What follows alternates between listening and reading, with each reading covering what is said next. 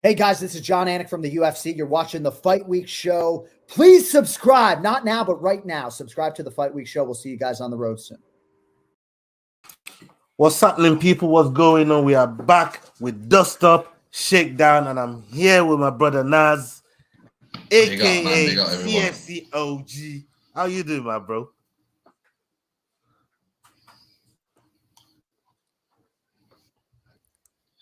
Yeah, man's good, man. Man's good. Another sneaky fight night that was, nice and early, British time wise, and delivered. I'll say now, like a lot of the fights, a lot of the results didn't go all the ways. The one that did go to the judges, a lot of them were, little wars. So yeah, man, another good week of fight night. Hats off to Dana. Yeah, man. We're gonna talk about the Dern versus Hill card. But there's a couple more topics that's been floating about that I wanted to, I just wanted to touch on base. I want to touch base with you and get your opinion on those things. And shout out to everybody that's watching us live right now. Man. Salute to all of you, man. You are the real ones, for real. Everyone in the chat, big up yourselves, and we will post some of those chats on the screen very, very soon. But I wanted to ask you, the BMF thing. What's going on with the BMF thing? Dustin Poirier, Justin Gaethje, these two crazy motherfuckers. They're gonna get it together and dance. And we've seen this fight. We've seen this fight before, but these two are some of the most durable fighters. That's the word I like to use. One of the, I mean, if you follow their career and see how they fight and the way, the punishment they take in fights, the amount of bonuses you'll understand what I'm saying. The amount of bonuses they have is crazy. Like it's careful, like probably the most in UFC history, man. But yeah, man, I like that they added a BMF. It's like when Salt Bae sprinkles salt on the flipping steak. You can just put it on normally, but you give it a little bit of showmanship, a little bit of exaggeration. And as you said already, people are discussing who's going to give the belt. We're already backing our boy Tyson. I don't mind Triple H. That'll be jokes. Allow Arnie Schwarzenegger, like he's an old actor now. But yeah, man. Yes, man. But also, I'm happy to have in this fight. Honestly, they don't need the BMF title, but it helps, especially the fact that Masvidal's retired. Like the fact that he's fully retired, there's no friction between that belt being up for grabs and not. And honestly, I've been thinking like that belt seems to be ready for anyone that's not a champion but almost became champions. Because Masvidal and Nate Diaz, that's funny that none of them become champions, and neither did these two. But yeah, when you put it like that, that makes sense. That makes sense when you put it like that. Like like a honorary sort of a mention. Yeah. If you want to make your top 5 list, but somebody that's so good, but they didn't just quite make it in, you give them one of them novelty. Will you say novelty? Is it like a novelty thing? I mean, it's under an interim belt for me. I'd rather have an interim belt than have the BMF. Just below the interim belt. Okay, yeah. Okay. But do you think, like you said, it's a good thing that you mentioned interim belt just now, and it's a good segue to the question I'm going to ask you. Do you think whoever wins this BMF belt should be next in line for Islam? Do you think it should be next in line for Makhachev? Well, next in line, not directly, but the one after. Yeah, like the one after Islam defends his belt. So if he beats the winner of Dariush Oliveira and he's still champion, then yes. It's similar to Bilal Muhammad, where they'll have to set out for quite a while waiting for that fight because there's that fight in between. Similar to like Leon Edwards, Kobe Covington, Islam Makhachev. Everyone's saying Dariush. Yeah, that's a separate subject, Charles Oliveira and Dariush. But yeah, so if he fights, if they wait it out, yeah, cool. They could be next. But I don't know if Justin Gaethje would wait if he won. I'm sure Dustin will sit back for a year. This will be his last chance for the title. Okay. For me, I just that's a tough one. That's a tough one. But based on activity, I want to look at Justin. based on what I know the man can pull out, and I'm not gonna say these two ain't got no heart, but I know Dustin can maybe dig that little bit deeper to try and get a result. He's been in there with Holloway, man. Like, bro, do you know what it takes? This is a rematch as well, bro. Remember, it's a rematch. And I feel like Justin's more hungry for the revenge. But Dustin's like, if I win this, it's a title shot.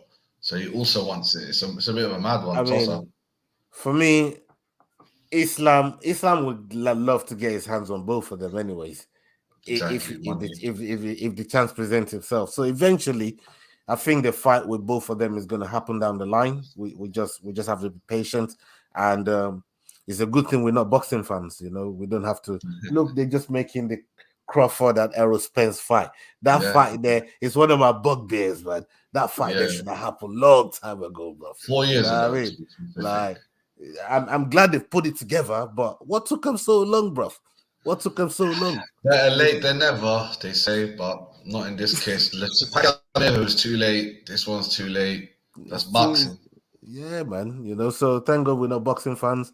I digress. You know, so I know we're going to see that fight between Justin and Islam, and even Darush. I think that the fight will come. Even with Oliveira, it's at some point it's going to happen. You know,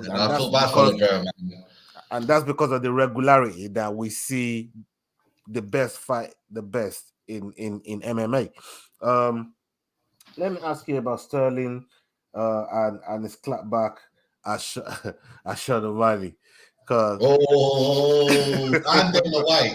Dana White, they're both going after him. You know, he's flipping what do you think to that? No, they're fake Irish. I know they lost sticking to Kevin. There's Americans that think they're like, oh, you know, I've got Irish descent. Oh, I got Irish. They're trying to hook each other up. He obviously wants Sugar Sean O'Malley to be the champion. Not only is it personal, it's also business. It's double. He's got two edges. The only thing Sterling's got saving him, honestly, is the gang. If he didn't have Matt Serra, Dana White's best friend, if he didn't have Ray Longo, one of Dana White's most respected from the day he bought UFC, like I reckon it'll be much worse. It'll be Tyron Woodley 2.0. At least Tyron Woodley had that highlight reel of KOs and he looked the part. Like, I know Aljo's ripped and everything, but he's still small, so he's disrespected to a degree. But man, they are on his case. Sugar Sean is laughing. He's already doing that McGregor kind of type of thing where it's like, you're fighting on my date. You know, this is my red panty night. Like, well, I still think Sterling's gonna whoop him like hard, takedowns, drown him, elbows, just even do a quick spider choke right behind his neck. You know what I'm saying? Bruv, yeah, man, I can't believe they're pushing him to a corner. You see his little podcast? He's like, man, my legs are mushy, my biceps ripped. I'm definitely treatment stem cells at least.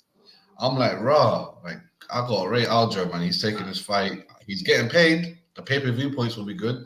Yeah. Let's see how it goes, man. I mean, if O'Malley can't beat him now, he'll never beat him.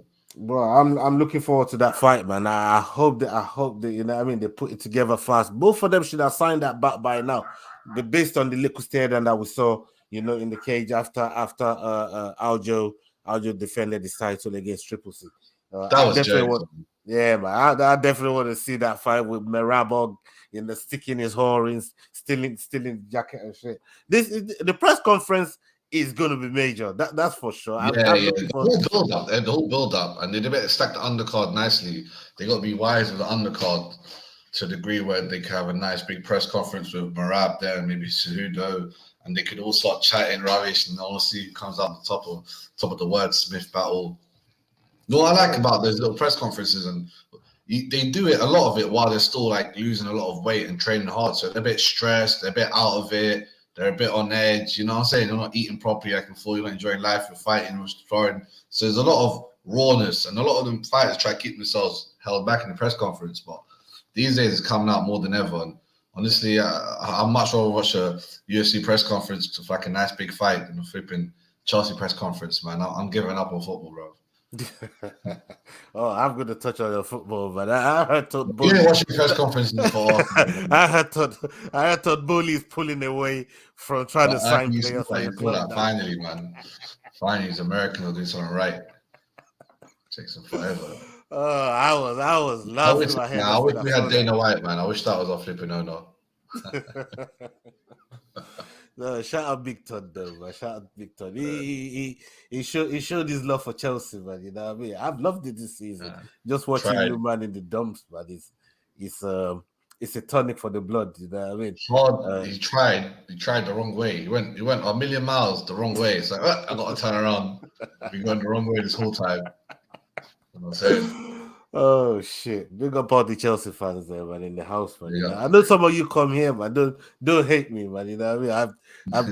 I've just enjoyed you man enjoyed it when it was eighth and fifth, man. You know what I mean? It's only right. Yeah. When around comes around, sometimes it comes a bit harder, isn't it? Exactly. You know what I mean? It's only right, man. It's only right. Let's talk about this. UFC 293 in Sydney. We know Volkanovski is going to be defending his title against Rodriguez. Yeah, Rodriguez, because he's the interim champion. They're gonna try and unify that one. And on that card could also be Easy. Now, Easy wants to fight on that card, right? Hamza is out here and he's talking the most. He even talked to Top G, Andrew Tate. Big up Top G, Andrew Tate. Them two were FaceTiming, you know what I mean? And it looks like he wants to fight in Abu Dhabi, but Easy wants to fight on the card in Sydney. But Hamza's talking. He's even calling out my man over here at 170, Kamaru Usman. What do you make of that entanglement and the way my man's calling out everybody? Because we know Hamza. We know what Hamza's like. You know what I mean? Call everybody, kill everybody. He don't give a damn where he does. Everybody. I feel like putting the meme up, but it's too long. Balls. Bro, this Wolf, if honestly what I'm hearing is just visa issues. If he could get all that travel documents right, everything right, get himself down to Australia, that would be banging. That would literally just, as I said, like when you put a cherry on top of a cake with icing, just completes it. That would just, but to be honest, the only thing that compete with that is the other bit of spice that was thrown at it. Even though Robert Whittaker tried to shut it down, he said he wouldn't fight Izzy when he beats Dracus. I was like, he's so confident. He's so confident he's going to beat Dracus, but he's also sure it's going to be it's not going to be an easy night. So he doesn't want that 2-month quick turnaround. Similar to Aljamain and Sugar Sean. I mean, he's thinking, I don't want a quick turnaround. But that's the one. I don't think this Dracus fight is a foregone conclusion like everyone is thinking, bro. That's what I'm saying. Like, it's going to be a tough fight for fucking Robert. I don't think it's a foregone conclusion. Like, yeah, but to just look over Dracus like that, man, I think that could be dangerous for Robert. You know what I mean? Not that he needs anybody to fight in the cage for him, but you can't look past somebody like Dracus, man. Like he's gonna be coming. He's gonna be coming with everything, and he wants that spot. There's extra motivation for him, and the way that division is shaping up, what's it looking like for you, brother? I think Dracus is gonna win, and I think this adds to it. And once he does win, he'll be able to do maybe that setup like UFC Africa. But Dracus is a kind of crazy bastard that would win a 5-round war and go fight in Australia in 2 months against Israel Adesanya for the title. So I can see that happening. And that would literally complete the Australia card, make it one of the greatest ones of all time, with stacked championship battles and Israel. I mean, they probably have to put Adesanya top and then Volkanovski second. Even though Volkanovski just kind of became a little mini star there, the other fight he had with Makhachev. So it's going to be an odd one. But yeah, man, I see him comments down under, man. Down under's always going to be banging, bro. I hope Dracus wins. If Dracus beats Whittaker, if he beats my lookalike, he'll take that Australia fight. But Whittaker already shut it down. He's like, I'm not taking that. He said if I win it easily. I'm like, bro, this guy talking about winning 100%, winning easily. He thinks like he could even finish it first round. He goes home early and he still wouldn't take the fight. So that makes me even want to root for Whittaker. Sorry, Leroy. I know it's going to be rough, but go on, Drake. Win that fight. Come on the show. Let's go, bro. Man. Leroy. Fair play to Leroy, man. He's only defending his countryman there. Them man, they're from down on there. You know what I mean? So that's his people, and fair enough. You know what I mean? If you were saying about Usman or Easy, I probably feel the same. So and the same with you. What is some of your countrymen? You know what I mean? Team You Drake, don't defend your people, man. You don't defend your people. But on a more realistic note, when you look at the landscape of that fight, do you think Easy getting on the card, like you said, it was supposed to be Volkanovski headlining the card in Sydney, but like if Easy now gets on the card and we against somebody like say Dricos, how do you? Because that's a money fight, right? Everybody wants to see that fight. Yeah, Over I mean, as I said, Volkanovski, Rodriguez. That's a money fight right there.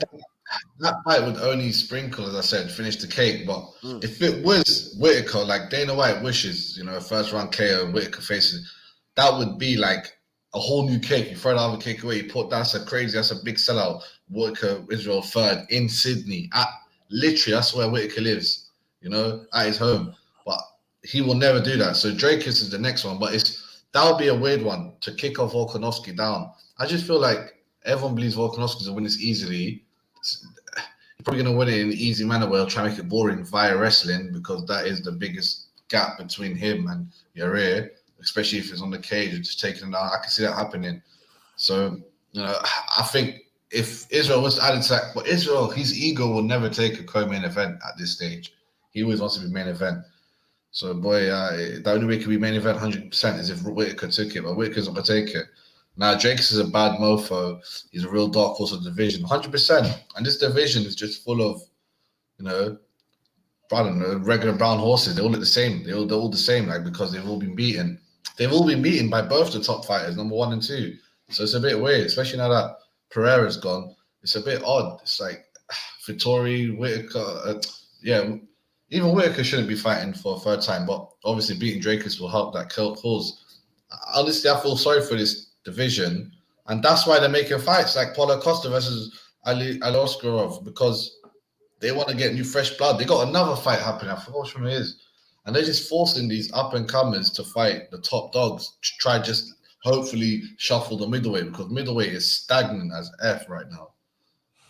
Yeah, I mean, you can't blame the champion for that though, and the champion's taking on all comers. You know what I mean? We can't look at the champion's one of the most active champions they got in that whole division there, you know what I mean? So I don't necessarily think you could say he became a victim of his own success in that way. But I really don't. It's still up to the matchmakers and the UFC to really put something in line and you know, make more fights happen for that division there. Look, like you said, they fast tracking a lot of fighters. Sean O'Malley, you know, you could say that was a fast track to Sterling, even though he's had quite a number of fights before getting there. It was still somewhat fast. There's still somewhat kind of fast track to it. And you look at someone like Chimaev, you would say he had quite a bit of a fast track to Gilbert Burns. You know what I mean? From where he was, rankings wise. It's fast track fight wise, but now that he's been Pereira was fast tracked. Of course, 100%. Super. So the most express. That's the express highway. Aliskerov, again, like you just mentioned. He's not going to be Paulo Costa, man. You know, I mean, I think the fast track system has been in place for quite some time, and I'd even want to say Francis Ngannou with his time in the UFC. I think he was fast tracked. You know, he only had a few handful of fights before he got around to Stipe. You know, he didn't have to go through the grind like what Kamaru Usman had to go through. You know what I mean? Like that brother there couldn't get no fights. Nobody wanted to fight him. And when he got fight, it was people that was below him. And he was just fighting until people in the rankings above him couldn't run no more. And then they had to fight him until he got to the top. So sometimes you got to go through that grind. And sometimes if you have something special, especially marketability, and some kind of history with whoever's got the title at the time, then that's your fast track. You know, you get up there Yeah, but fast. it works. It works. It worked for Pereira. Like it worked Yeah. perfectly for the UFC. The UFC Look wanted that. what Leon had to do just to get a title fight, bro. Like, you know what I mean? It's Yeah. crazy. Now And some Muhammad people knows. just get title fights just like that. You know, so it happened to Tyron Woodley as well. There's so many people, you know, there's so many people that go through the mill just to get a title fight. And some people they just turn up and yeah, man, they get a title fight just like that. It's just how you can market yourself, what you bring to the table, and if what you bring to the table is convincing enough for the hierarchies, they'll fast track you. You know, it's just how it is. We have Tom Aspinall, and this is fucking good news for MMA fans all across the board. Tom Aspinall is back, bro. I thought that injury there was going to take longer than it did. He showed he healed proper, he healed fast, he healed nice. He's going to be headlining UFC Fight Night London. That's coming up soon with matching Taibura. What have you made of that? What are you making of it? How are you feeling about that? Yeah, Because I love Tom Aspinall. Training. We've been watching him training. Dan Hardy's channel is taking little videos behind the scene. And yeah, bro, he's hopping around on those knees. He's saying he's better than ever. Tom Aspinall saying he's moving around on both legs with full weight. He's faster now. He's pivoting. He's switch stancing more. He's apparently Tom Aspinall just leveling up, like, and he's gonna come. Honestly, I reckon he's a future heavyweight champion. Especially, I mean, some people say it's not a difficult thing the way the landscape will be, but I think even if John Jones ever stays or if John Jones takes a break, let's Tom Aspinall become champion and then comes back. I reckon he's the guy that could beat him. Like the way he's moving, honestly, when you come out from injuries, it's one of two ways. You either come back stronger or you come back not the same. And he's definitely looking the former. He's looking stronger. He's looking faster. He's looking ready. And when I see his profile, his age, I'm like, this bro's still young, man. So let's just, I'm getting back on the Tom Aspinall train. I'm happy to a little break. UFC London's around the corner. You know, time flies, and he's looking fit and ready. I feel sorry for his opponent, Marshall Tabura, even though he's a proper OG of the game, sick heavyweight. He's gonna get it, man. Boy, yeah. What are you saying, man? What are you thinking about Tom Aspinall these days? I'm a big fan of Tom Aspinall. I like the way he fights, and the way he goes about his business in the octagon. And it was a real shame that you know, it was a real shame that he got that injury against Curtis Blades. Everybody know how I feel about Curtis Blades. I ain't got to tell you. If you've been following me for quite some time, you know Curtis Blades is my boy. And I was expecting a really, really good fight. The injury happened. Straight away. Yeah, straight away. You know, not long in the fight. I thought it was gonna. I thought it was something that's gonna keep him out for so long, 18 months. You know, in and around I was looking at, but he's back. He's back on the 12 months, which is incredible. That's crazy to me. But so big up to all the hard work and the physiotherapy and everything that he's had to go through just to get back into the cage. And he ain't fighting no dickhead neither. You know what I mean? Maichi Tabura is a big ask to come back from an injury like that. So fair play to them. I'm gonna be locked in. I'm gonna be, you know, it's gonna be a mad build-up. We're gonna be doing a watch along for you on this channel. So keep your eyes peeled for that one. And it's gonna be an early one. So might have to draw Lee Gunner in to come and watch this one with us as well, man, and try and get couple rounds in. We're going to work on that one, then, man. We're going to work on that one. But for me, 100. It's a good thing. It's a good thing that they've got him back to come and headline that card, because that card was kind of looking scanty in terms of people that could come back on it, because Paddy's not really there. Darren Till is not really there. Leon Edwards isn't going to be doing it with Colby on that card. Alan Arnold just lost. Exactly. So you start to look at the pool of top English fighters that could really carry that main card, and then you're thinking, boy, it's looking low here. You know what I mean? So Leon Edwards is a little snake, isn't it? I love it, but why did he do this card, man? You know what I mean? Like, come on! I guarantee you, Dana was hoping a title fight on English soil. but obviously, 100%, 100%. Leon don't want to. He don't want to give that shine to Kobe. He's trying to make this fight difficult for Kobe, and I don't know what's going on. Maybe it's the finances in between it, the negotiations. I don't know what it is, but I'm sure we'll find out soon enough. Let me jump on this one last thing before we talk about last week's card and the ramifications that comes with last week's card. Conor McGregor's Netflix thing. Oh, yeah. I've only watched one episode, man, but I've been saving it. I'm waiting for the right time to watch all of them. Right. I'm glad you've only watched one, because I don't want to delve into it too much or spoil it for people, right? But when you see the way it's put together, and because I've always said this, I've said this from when I was doing shows with Chig, R.I.P. Chig, salute to Chig, my bro. Right, since I've been doing shows with Chig, I've been saying it that I like McGregor in the octagon rather than out of the octagon, because when he's there, it gives you entertainment. He's a showman.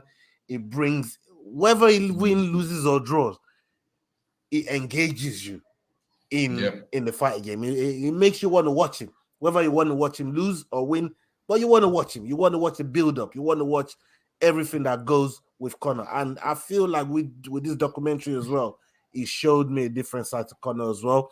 Him as a father, as a family man. It shows me like a vulnerable side to him. You know what I mean? Like not everything is like a facade. You know what I mean? So big up to him. He's portraying that in purpose. And the one thing that I'm gonna say, so people, please, I'm not trying to spoil it, but the one thing that I'm gonna say is the love that he showed to YouTube content creators on this Netflix. It's crazy. Whether you're a big one, whether you're a small one, he jumbled everybody in there and he gave everybody a shine on it. Once you watch it, you're gonna see it. It's really, really good. I love the documentary. It's well put together, and I implore everybody that hasn't seen it to go and check it out. It's really, really good. What did you make of the first episode that you saw? Straight away, I feel like they're trying to make it in a way where they want to almost bring him back. I feel like a lot of people might not be on his side in society, or maybe even forgotten about him since it's been that long. His last fight, he's injured. They're trying to make a way where to reignite it, but not with the same fan base, with almost different fan base. Obviously, Netflix, anyone and everyone. It's a good PR move. It's a good PR move. Yeah, it really is. Like honestly, and honestly, I think it's going to work to a degree. And even his image changed throughout the film. Like, okay, like this guy has changed so much from the beginning till now. Like, and then obviously he said he's pushing his family, he's pushing his kids. I rate him for that though. Always being with his same wifey, even though he's been accused of cheating multiple times. It's not illegal. I'm saying you don't want nothing. Boy, it's not like you said, it's not illegal, but you get me. Exactly. That's between him and his girl, you get me. I'm just saying they really done it nicely, where they're not bringing up none of this crazy DJ fight stuff. They're gonna make it in a way, and I can tell already just from first, they're gonna make it in a way where a lot of families that are watching this, a lot of other people that have never watched MMA in their life, who got Netflix, which is hundreds of millions of people, they're gonna watch this, because it's been pushed the top 3 now. It's number 1 documentary trending, so they're gonna push this, and they're like, oh, who's McGregor for? Oh, he looks, this is good. Let me check his next fight out. And the next fight out against Chandler's will be a big one. I've really been getting a lot of tweets saying that they're going on about Dustin fight and how he broke his leg and how he's gonna come back. And I was like, okay, so they're making a nice narrative. I feel like that he is going to come back and make some crazy record numbers again with this fight. Next week's the episode of The Ultimate Fighter, so it's going to piggyback on that perfectly. I was like, what a coincidence that piggybacks on that documentary series, Reality TV. But yeah, man, I'm looking forward to watching it. I'm never like a super fighter fan. I am to a degree, but I'm not gonna. It's not like when you're younger and you love a fighter, then it becomes rubbish. And you don't really understand like how fighting works. You don't realize that he's 37, 38. He can't be the top forever, but it's your favorite fight. You attach yourself to him. you start to fight like him in the gym and shit, bro. Like, that's how it was when I was younger. But now it's like, I never touched myself to fight too much. But I've always loved McGregor. McGregor was like that was like the last time when I still used to attach myself to a degree. When I first saw him, I was like, oh, this guy is Sweden, bro. This guy is sick, man. He looks like a little Viking. That's exactly what I called him, a little Viking. And now I'm like, you know what? Never meet your heroes, and every story is different, ups and downs. And so it is what it is. I'm gonna watch the episodes and see what. I definitely want to visit his pub in Ireland, man. Everyone talks about it. Everyone. I heard it's one of the best. They do some of the best food over there, man. So I can't believe that. I thought it was a gimmick, and apparently it's true. I definitely got to go over there, man. Try some of the Guinness they got going on over there too. But look, you're spot on with everything you said about Conor there, and it's just going to endear people to him, the way he's been portrayed in this Netflix series. And for me, he didn't hide anything. He didn't try to hide nothing, and I think that's the best way to go, especially if you want to get people on your side. It's the best way to go. He didn't try and hide anything. Even what the YouTubers are saying, bad and good, and indifferent people asking if he's done. Everything was documentary, man. You got to go and watch it.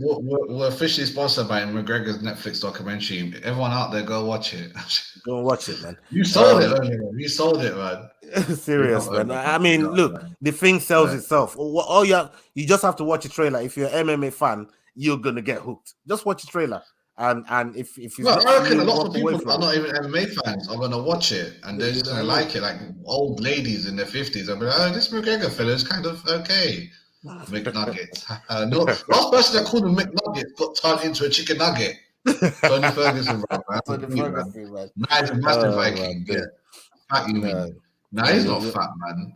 Maybe a little bit, but once he starts in training camp, he's giant though. Do you think it's happening at 170, 155? Do you think it's 170? Chandler, I'll fight you wherever you want. You'll fight where you're told, you little midget. Oh, how dare he, bro? How dare he, man? Oh God, it's gonna be a good one. And people, I'm gonna say it right now on Dust Up Shakedown. We're gonna be breaking down all the Ultimate Fighter when it premieres, and every episode as the fights go on, because that's one of the places where I go to scout fighters before they get on the scene. So I get to know them. I get to know about their personality and stuff like that. I've been the Ultimate Fighter fan for a long time. So we're gonna start breaking each episode down and the fights that happens on them on Dust Up Shakedown. So stay tuned for that, and we're going to be breaking down those fights. Now, let me ask you about the card that we just see with Mackenzie Dern. Mackenzie Dern for Angela Hill, and she put on a clinic, bro. I mean, an absolute clinic. It's a fight. It was a fun fight to watch, and we said when we saw the card and said, look, it's this type of card. Look how many finishes is on that card. The card's crazy. And it's those kind of card on paper. You look at it, you're like, what kind of, you know what I mean? Those are the cards, man. Those are the cards you don't want to miss. What did you think? And the nights are early. The nights are finished by 1 a.m. 1:30 is wrapped up. Yeah. What did you make of the main event? And Mackenzie Dern? Yeah, man. Honestly, that divorce thing, it goes one of two ways. Either you're depressed kind of and it affects you, or you take all that anger out onto the opponent. And it seems that she released all of her demons that day, man. Take care, man. Big up, man. But yeah, man, I feel like all her demons have taken out Angela Hill, and she was so ready to strike, even though her striking coach, he was training Rock, called quite a bit, and he didn't really have time for her. And she added that all to her story. But boy, man, she effed up Angela Hill, and Angela Hill really tried hard. Angela Hill really sold me. She really sold me. Like, this is her pinnacle. It's gonna make her think. She didn't even consider retirement after this. Believe me, this was such a beating. I've never seen her beaten so bad, pillar to post. Like, I know she's up there in age-wise, but her body looked spectacular, muscular, ripped, like on point, but just Mackenzie Dern, maybe she has hit a new level, a new plateau, and she was right. She to call Rose out, and then we used it at the end because honestly, she whooped Angela Hill. I was shocked. I was regretting my decision to pick her, man. I mean, how impressed were you, bro? I was really, really impressed with how because Angela Hill, she's not one of those that you can just malhandle in the octagon. She's been there. She knows what she's doing and she can handle herself. But for Mackenzie Dern to she have outstriked her as well. I was like, what? Exactly, to hang in there with striking like that. And I looked at Mackenzie Dern and Angela Hill, and it looked like Mackenzie Dern could go another 5 rounds. She doesn't even look like she's been in the fight. It's that dominant. There was some. I'd say there were some 10 rounds in there, couple 10 rounds in there, 100%. She put on the clinic and fantastic. Sure. I don't think the judges gave it, but these judges, man, they never give 10-8s. Serious, man. I don't trust some of these judges more times. Still, I'm telling you, some of the results that we've seen on cards have been crazy. But like you said about Rose Namajunas there, she called her calling out someone right like Rose does her some good. Do I think that fight will happen? I don't know. I don't know the likelihood of that fight happening. I wish Rose would fight more. I wish she would, she should be a bit more active because she takes a lot of time away from not from the gym, but from fighting itself. She lives in the gym, so she's always ready. Who else do you think Mackenzie Dern could call out in place of, say, Rose? I was thinking Andrade. I was thinking Jessica Andrade, but what do you think? She's on a 2-fight losing streak, no? She's still a former champion. So is Rose. And she beat Rose. Yeah, but and I know they're both. Because when you look at those logistics, I don't think that would be bad. And I think she's more active than Rose. And I think that fight would probably get done easier and quicker than, say, trying to get Rose in the octagon. I'm a big Rose fan, but it's just the frequency that Rose fights with. I don't know if that's going to be matching what Mackenzie Dern is trying to do, because she wants to get back in there, and she wants to get back in there quickly. Yeah, I think that's a big ask. Like, if Dana White somehow hooks her up by giving Rose a nice sweet pot to fight her, then yeah. But I don't see it happening, man. I'm not sure who they find. They'll find someone, but it won't be Rose, sadly, and it won't be none of the top ladies either. Andrade will be a nice fight, but that's better for Andrade. She wants to win. She's like, I need a win. I just lost 2. If I beat this, I'm done. That'd be a nice big win. But we'll see how things unfold. I mean, yeah, man, we were all shocked that this was the main event to start off with, but in the end, it showed out. Yeah, man. Let's just give some honorary shout outs to some of the other wins on the night. We had Joaquin Buckley, successful winning. You tried to make a good case in the chat for Joaquin Buckley getting a bonus. Like I said, it benefited me. But when those guys saw it in the chat, big up Jordan, big up William, they were losing their mind. Like, no, fuck no. You know what I mean? We're not giving a bonus point for that one there, man. I'm like, well, that's you tried it. You tried it, man. But that knockout, I thought deserved the bonus, though. I thought it deserved the bonus too. It was cool, though. It was cool. He knocked him out, walked him slowly. The ref looked at him, gave him one punch, and just walked off again. And the ref was just slow. And I was like, oh, this is what? I was so short at that time. Far from it, man. The way he just stepped over him, and yeah, the ref could have got there way quicker. The ref could have definitely and saved him from that hammer fist that he took, man. But look, yeah. You just never know until you're in the situation. And the big win for Joaquin Buckley get there. We have Diego Ferreira that also won by KO of Michael Johnson. Big win for him. That was the KO that stole the show. We have Chase Hooper, and he debuted at lightweight, made it look easy.